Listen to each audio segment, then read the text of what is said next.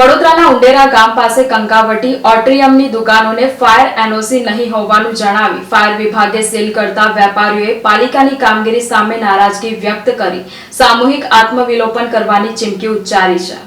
વડોદરા શહેરમાં ઉંડેરા ગામ પાસે કંકાવટી ઓટ્રિયમ નામનું કોમ્પ્લેક્સ આવેલું છે, જેની રજા ચિઠ્ઠી વર્ષ 2007માં આપી હતી। વર્ષ 2008માં વુડા તરફથી બાંધકામની પરમિશન આપવામાં આવી હતી, જેનું બાંધકામ વર્ષ 2011માં પૂર્ણ થયું હતું, જ્યાં 80 થી વધારે નાગરિકો તેઓનો રોજગાર ચલાવી રહ્યા છે। વડોદરા મહાનગરપાલિકાના ફાયર વિભાગ દ્વારા જાન્યુઆરી 2021 થી ફાયર એનઓસી નહીં હોવાનું જણાવી સીલ કરવામાં આવ્યું હતું। ત્યારે કોમ્પ્લેક્સના વેપારીઓએ જણાવ્યું હતું કે વડોદરા મહાનગરપાલિકાના ફાયર વિભાગમાંથી કોમ્પ્લેક્સની ફાયર એનઓસી કોમ્પ્લેક્સના વહીવટ કરતા જસભાઈ મોતીભાઈ ચાવડાના નામે લેવામાં આવી હતી, જેમનું અવસાન થતા ફાયર વિભાગ દ્વારા વ્યક્તિ હયાત નહીં હોવાના કારણે ફાયર એનઓસી ફાયર વિભાગ દ્વારા રદ કરવામાં આવી હતી। જો કે 4 વર્ષ વીતવા છતાં ફાયર એનઓસી આપવામાં આવી નથી અને કોમ્પ્લેક્સ સીલ કરી દેવાયું છે, જેના પરિણામ સ્વરૂપે કોમ્પ્લેક્સમાં દુકાન ધરાવતા વેપારીઓએ લોનના રૂપિયા અને કોર્પોરેશનને ટેક્સ કોઈ પણ જાતની આવક વગર ભરવો પડી રહ્યો છે, જેના કારણે વેપારીઓ આર્થિક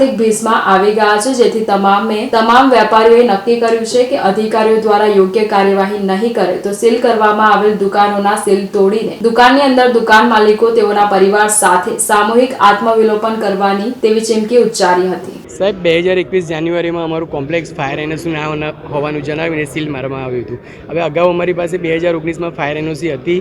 2019માં અમારું ગ્રામ્ય વુડાના હદ વિસ્તારમાં આવતું હતું, એના પછી કોર્પોરેશનમાં આવ્યા। 2021માં જ્યારે કોરોના કાળ પછી કોર્પોરેશને અમારી ફાયર એનઓસી રિન્યુઅલ પણ કરી, બટ એના પછી કોઈ કારણસર ટેકનિકલી ખામી ઉપજાવી અમારી ફાયર એનઓસી રદ કરવામાં આવી અને ફાયર એનઓસી નથી એવું કહીને ત્યારબાદ 2021માં કોમ્પ્લેક્સને આખું સીલ કર્યું। કોમ્પ્લેક્સને સીલ કર્યા પછી 50 થી 60 જેટલા દુકાનદારો બેરોજગાર થઈ ગયા છે અને તેમની પાસે આર્થિક પોતાનું ઘર વપરાશ ચલાવી શકે તેવું કશું રહ્યું નથી। કોમ્પ્લેક્સ સીલ મારવાનું મુખ્ય કારણ ફાયર એનઓસી ના હોવાનું જણાવીને સીલ મારવામાં। હાલમાં અમે અમારા તરફથી બનતી બધી જ કોશિશ કરી છે કે ભાઈ ફાયર એનઓસી ના હતી અમારી તમે ખોટી રીતના રદ કરી છે, તો એમનું કહેવું એવું છે કે તમારા બિલ્ડિંગમાં બાંધકામના લઈને બાંધા છે।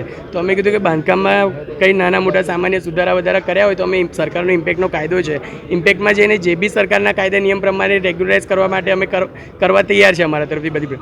અમને ફાયર એનઓસી આપીને સીલ ખોલી આપો તો અમારા રોજગાર કામ ધંધા વેપાર ચાલે।